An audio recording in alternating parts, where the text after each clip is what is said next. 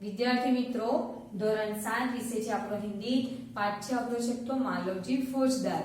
આપણે ભાગ 1 2 3 જોઈ ગયા કે જેની અંદર આપણને પાઠની બધી સંપૂર્ણ માહિતી મળી ગઈ છે। પછી એનો અભ્યાસ બી આપણે જોઈ લીધો અને આજે આપણે ભાગ 4 ની અંદર આપણે એનો સ્વાધ્યાય જોઈએ। તો સ્વાધ્યાયની અંદર પહેલો પ્રશ્ન છે કે નિમ્નલિખિત प्रश्नों के उत्तर लिखिए। पहला प्रश्न है कि मालवजी शिवाजी का वध करने के कौन से दो कारण बताता है। तो मालवजी कया बे कारण बतावे छे शिवाजीनो वध करवाए जाए छे तेना बे कारण कया कया छे। तो पहलू कारण ये छे कि उसके पिताजी युद्ध में लड़ते लड़ते शहीद हो गए और उसके परिवार की जिम्मेदारी शिवाजी ने नहीं उठाई। आ पहलू कारण छे। અને બીજું કારણ છે કે એક સૈનિક ने शिवाजी का वध करने के लिए उसे धन देने की लालच दी थी। आवा बे कारणों છે એના વધ કરવા માટેના शिवाजीના। બીજું કે કષ્ટ होने पर भी मालवजी शिवाजी के पास क्यों नहीं गए। આટલું બધું એમને હતું દુઃખ અને કષ્ટ તો કેમ એ शिवाजी પાસે ના ગયા। તો એનો જવાબ છે કે કષ્ટ होने पर भी मालवजी नहीं गया। तो मालवजी वीर पुत्र था, वो भीख नहीं मांगता। मालवजी मानते थे कि शहीद की पत्नी का हालचाल पूछने और पालन पोषण के लिए खुद शिवाजी को आना चाहिए। એ તો સાચી વાત છે કે એમનું પાલન પોષણ કરવાની જવાબદારી રાજાની હોવી જોઈએ એટલે રાજા જાતે જ એનું જિમ્મેદારી છે એનું કર્તવ્ય છે કે એની દેખભાળ કરવા માટે કાં તો એનું પાલન પોષણ કેવી રીતના ચાલી રહ્યું છે એ જોવા માટે આવે। ત્યાર પછીનો ત્રીજો પ્રશ્ન છે કે મૃત્યુદંડ के पहले बालक ने कौन सी भीख मांगी। तो मृत्युदंड के पहले बालक એટલે કે માલવજીએ કઈ ભીખ માંગી તો તે તેની માતાના એટલે કે પૂજનીય માતાના દર્શન કરવા मांगतो હતો એટલે કે अपनी पूजनीय माता का दर्शन करने की भीख मांगी। चौथो कि शिवाजी बालक की परीक्षा लेने के बाद क्या करना चाहते थे। तो शिवाजी बालक की परीक्षा लेने के बाद उसे अपनी सेना में भर्ती करना चाहते थे।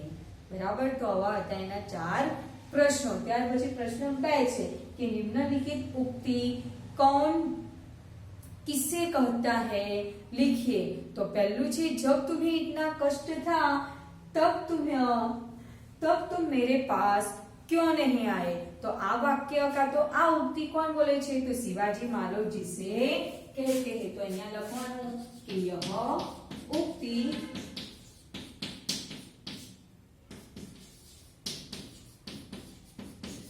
शिवाजी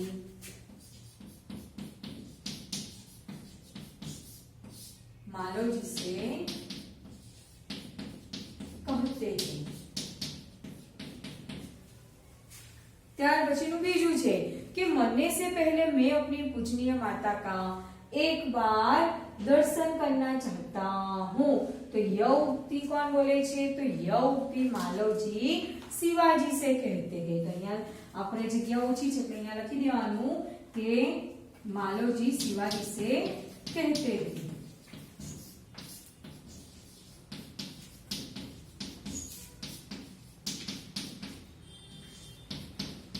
मालवजी शिवाजी से कहते हैं।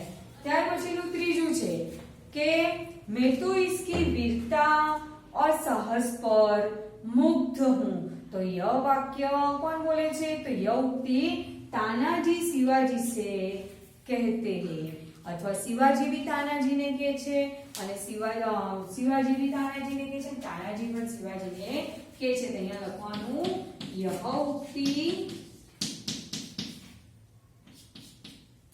तानाजी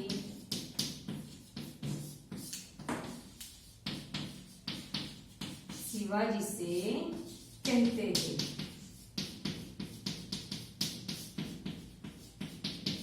ત્યાર પછીનું ત્રીજું છે महाराज एक बालक आपसे मिलना चाहता है।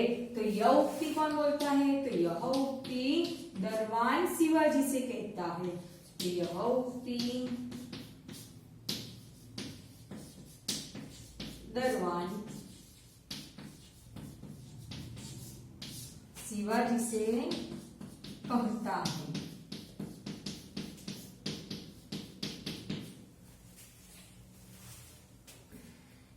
ત્યાર પછીનું છે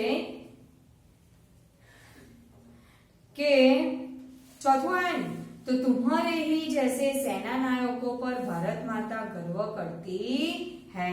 तो यह उक्ति शिवाजी तानाजी से कहते हैं।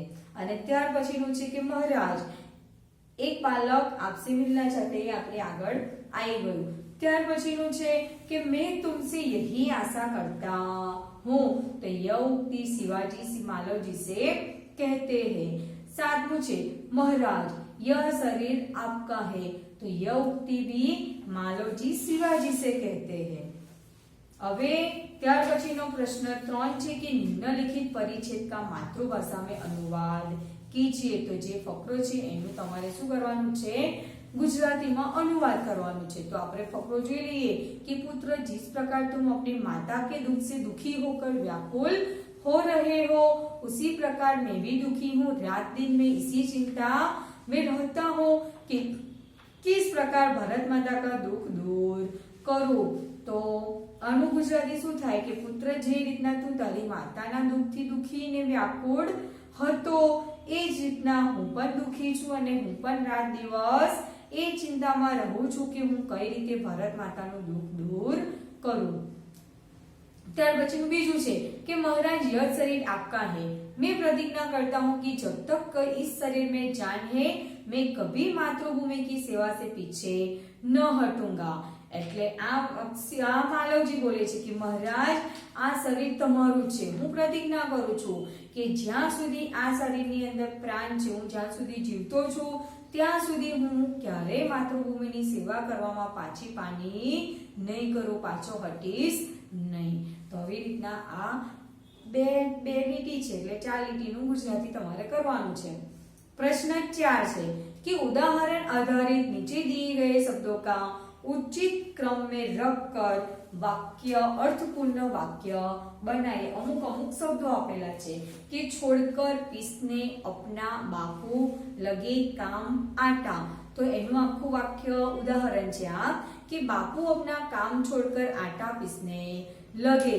एवी रीतना बीजू वाक्य छे कि देखते दृष्टि से प्रेम शिवाजी और उसकी रहे। तो एनु आखुं वाक्य आपणे बनाइए कि शिवाजी उसकी ओर प्रेम भरी दृष्टि से देखते रहे।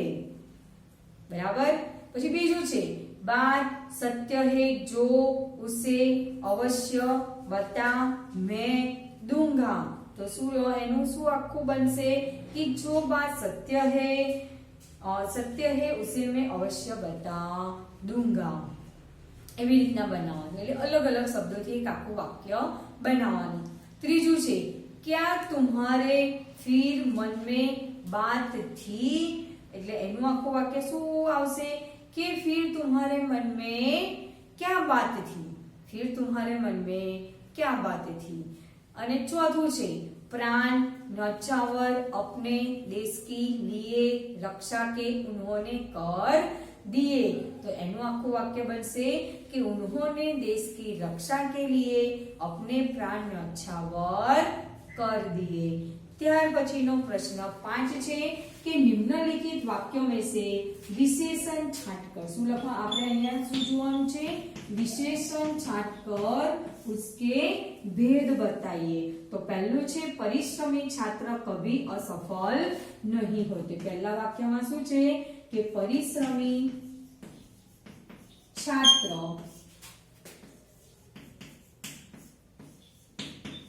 कभी असफल नहीं होते।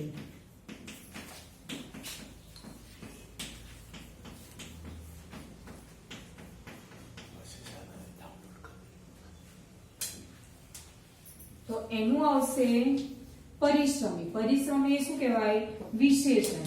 परिश्रमी ए छे विशेषण। कयो विशेषण एनो भेद कीधो छे એટલે કે એનો પ્રકાર। तो परिश्रमी आवशे गुणवाचक विशेषण। शुं आवशे गुणवाचक विशेषण।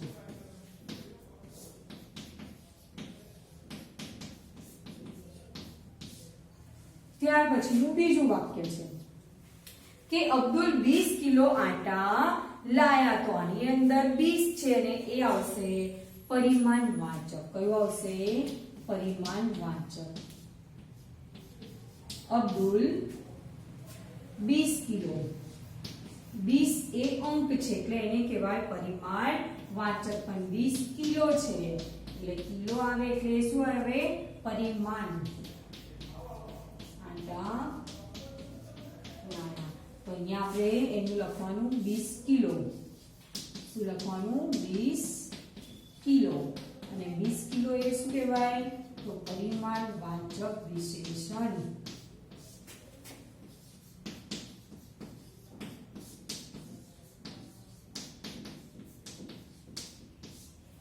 ત્યાર પછીનું ત્રીજું છે કે રામને 5 મીટર કપડા ખરીદા તો 5 મીટર છે એટલે 5 મીટર એ વિશેષણ પણ એ પણ આના જેવું પરિમાણ વાચક વિશેષણ છે ત્યાર પછી છે 25 છાત્રોને સહી ઉત્તર દિए તો 25 એ સંખ્યા છે એટલે એને સંખ્યાવાચક વિશેષણ કહેવાય ત્યાર પછીનું છે કે દીપાવલી પર हमने बहुत मिठाई खरीदी तो આની અંદર આવશે દીપાવલી પર हमने बहुत मिठाई खरीदी तो बहुत અને बहुत આવે એનો જે આવશે વિશેષણ એ बहुत કયું છે તો અનિશ્ચિત વાચક વિશેષણ ત્યાર પછી છે કે રેશમા કે પાસ 3 કિતાબें है तो 3 એ સંખ્યા થઈ ગઈ એટલે એને સંખ્યાવાચક વિશેષણ કહેવાય ત્યાર પછી છે સાતમું कुछ लड़के बगीचे में खेल रहे हैं तो कुछ शब्द આવે એટલે कुछ કેવું છે તો અનિશ્ચિત વાચક કહેવાય મતલબ કે અનિશ્ચિત સંખ્યાવાચક